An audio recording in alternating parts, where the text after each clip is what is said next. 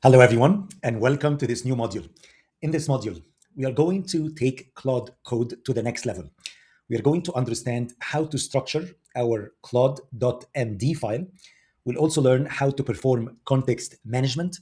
We're going to even understand what do we mean by the context size, and we will learn how to build real-world applications without writing a single line of code. If you haven't done any coding before, don't worry, you are up for a treat. And I'm going to show you how to use Claude Code to really turn your vision. If you're always wanted to build your own business or maybe build an application and you're always being challenged by, well, I don't know how to code. I need maybe a co founder who is, let's say, technically savvy, for example. Well, maybe you still need them, of course, maybe from a high level, but now you can get an MVP or minimal viable product quickly, easily in a weekend. And this is the power of the revolution that we're living in right now. Okay, so in this module, we're going to learn how to build applications with Claude Code. So first, I wanted to cover the fundamentals of Claude.md file. So what is Claude.md? Basically, when we build our projects inside of Claude, what we do is we define a file. We call it Claude.md. It's a markdown file, hence the MD that you see here. Simply, it's a markdown file that you add to your project root that Claude Code reads at the start of every session. So the idea is just imagine that Claude Code is your, let's say, developer, right? And every time you wanted to start a new session, I don't need to go and explain to Claude every time that, okay, I'm building a calorie tracker app, and this app is meant for, let's say, this specific group of customers. And who am I as a person? And what's my brand voice? And all of that. Well, I can just summarize that in a markdown file, and I include it there in the main folder that I'm working on. And now every time Claude is going to start, it is going to go, it's going to understand the story. It's going to understand, okay, like what are we doing here?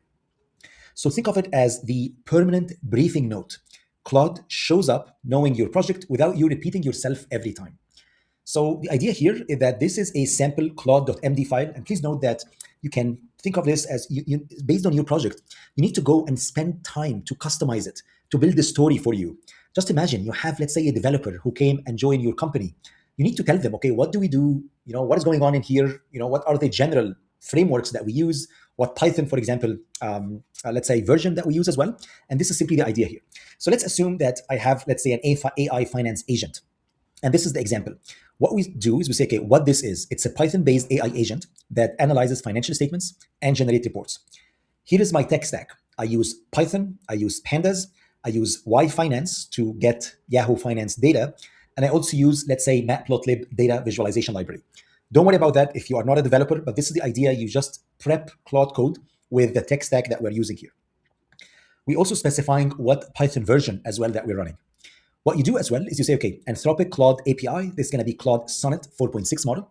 And let's say we use Jupyter Notebook for prototyping, for actually building our projects here, our AI finance agent. We also specifying some of the commands. So now I don't want Claude Code to go and maybe start guessing. You are saying, okay, that's what we do to, let's say, run the agent. Okay, we say it's just agent.py that's going to run for us. That's what we do to test the agent. These are the dependencies, for example, that I want. This is how we launch, for example, Jupyter Notebook. This is the project structure. So the idea is I'm going to say, okay, what we have, let's say, agent.py, and this is my main agent entry point. We say we put our tools in this folder structure. So for example, we put the financial analysis tool there. We put our data, let's say, in this specific folder. So for example, I put, let's say, sample 10K reports in there. Our notebooks are included under a notebook folder. Here, I did all the exploratory analysis, for example.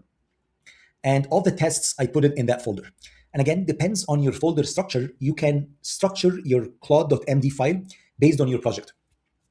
We also specify what our coding style should look like. For example, you say, I want for every function, I want to have a doc string. If you're not familiar with that, this is just a text that we write in every function that explains the inputs to the function, what that function does, and the outputs from that function as well. We also list the variable names should match finance terminology. So I'm saying, okay, when I'm building, let's say, our finance AI agent, I don't want you to write, let's say, define variables as, let's say, X and Y and so on. I want the variables to have a meaning. So when I go and maybe wanted to do a sanity check on my code, I will understand what the variable meanings are just by taking a look at it. We say, for example, current ratio. Okay, I want you to use that variable. I don't want you to do CR, for example. Okay. We also add some domain terms. So I can say, for example, this is my liquidity risk that a firm can't meet short-term obligations. We also work with, let's say, current ratio. So I don't want the agent to go and maybe guess or maybe use some of its pre-trading data that it's used before. Now I wanted to define some of the domain terms here, and you can list all the domain terms that you want as well. You also list the workflow for new features. So for example, if you have a new feature, now I can tell Claude Code, how do we do it? This is simply our process. And again, what we do is we list everything here from a very high level. Please note that this is not the full documentation. We just include the only critical information that is permanent in that specific project. We don't just list everything in there. You're probably wondering, okay, why? Why don't I just put everything there? Well, because we are limited with the context window. We can't just put everything there because if my context window, if my 1 million token is used with whatever I got here, well, the agent is going to lose context. It's not going to understand what is going on. So I only include the absolutely important information that is going to be persistent and permanent through the entire project. So I'm going to say you write the plan and confirm with users before coding. This is the plan. Write test first, what we call it test-driven development or TDD. That means I want you to, before developing a feature, I want you to know how are we going to test it. And that will allow you to think about testing before developing the feature. Again, we list here what we do when it comes to workflows. Okay, this of course can change based on your workflow as well. We say, okay, you go ahead and you implement the feature. You then test it and confirm it passes. And this is really important. What we do is after we develop the feature, I want you to update this Claude.md if new patterns emerge. Maybe if you learn something new, I want you to update that Claude.md so it actually understands the context from a very high level.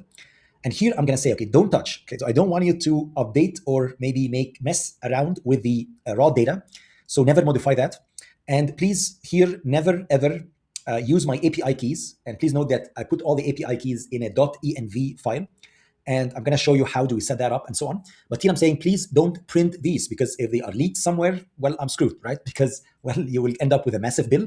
And of course, don't use this .env file, which includes all my API keys. Don't use them, for example, as part of the production code. And don't post them, let's say, on GitHub or something. Okay, so this is simply just a quick overview of what the Claude.md file should look like.